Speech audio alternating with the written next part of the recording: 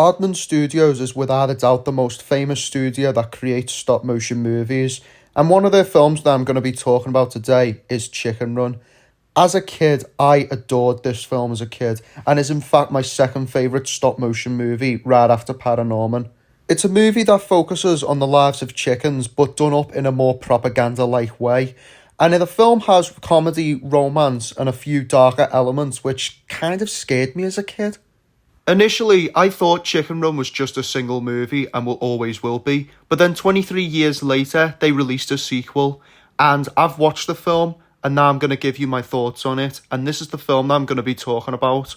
So if you all want to hear my thoughts about it, let's get talking about Chicken Run, Dawn of the Nuggets.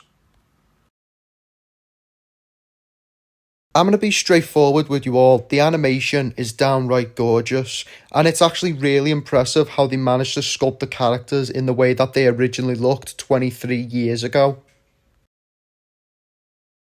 Now, I know Chicken Run is a very famous film, so I'm assuming that most of you know the original cast of characters, right?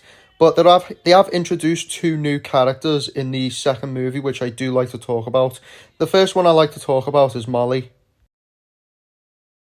Voiced by Bella Ramsey, Molly is one of those characters that dreams of going out into the outside world and exploring all the goods and the dangers along the way. It's one of those typical outgoing characters like Eren Yeager and a few others. Now, what I also like about her personality is that she always sees herself as a big noble character who doesn't take shit from anyone, but deep down she's just a scared little kid who only realises her flaws halfway through the movie. Not halfway, but at the very end of the movie. And the Aardman team have set her up in such a way that it feels proper relatable. Frizzle is another character who I think is worth talking about, and of all the casting, she's probably the most unique out of all of them, purely because she's voiced by a Scouse actor. Like, it's not like every day you see a Scouse actor in TV.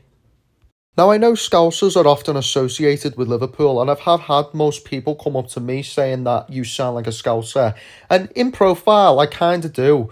But in technicality, I was born in Wales in a city that's filled with both Welsh speakers, Welsh people, English people, and a few Scousers. Like, there's a lot of Scousers in my neighbourhood.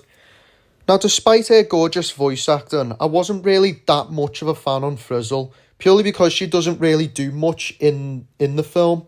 But she's only there just to motivate Molly to get into the chicken factory.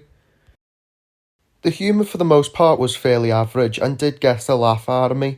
However, there wasn't really much there that I remotely found cringy about the humour, but there was certain parts of it that I did find a bit sus. I like that the film was animated in stop motion, and it's good to see that the genre is still here and up and running.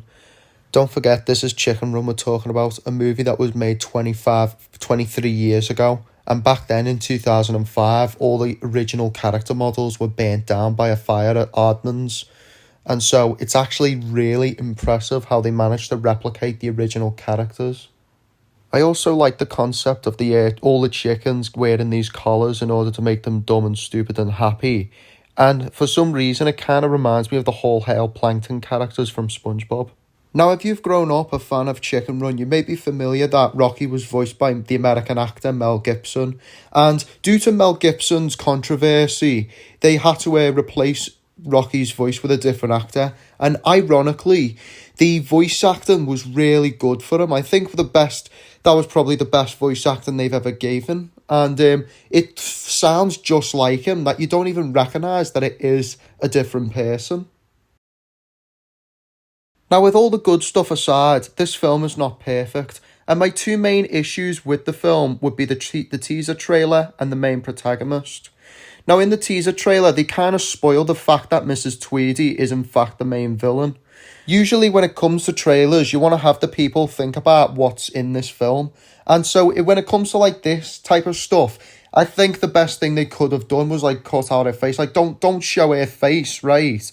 And then just have the audience figure out who it actually is. To be honest, I was quite surprised that Mrs. Tweedy was the main villain in the second movie, because in the first film, I actually thought she died because of the evidence suggesting otherwise. Yet what she does in the movie, like, she does serve a really good purpose in the second film, but given the fact that she served her time as the main villain in the first movie and now serving her time in the second film as the main villain, just makes it feel like a carbon copy of the first film.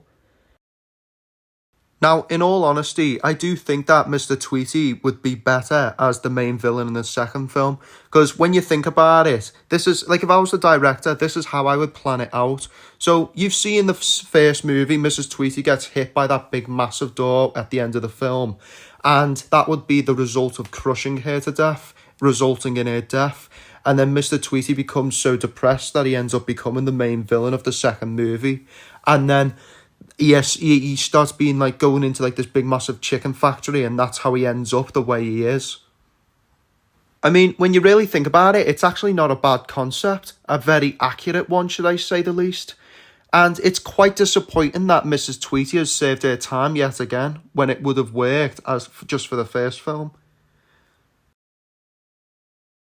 But like what they say, if you make it past the second half, you'll be rewarded in the first. It was a fun movie, a must watch, and I found it more interesting than any other film from 2023. Needless to say, I would rate this movie an 8.5 out of 10. That is the review. I am Star Invader, and I'll see you all in the next video.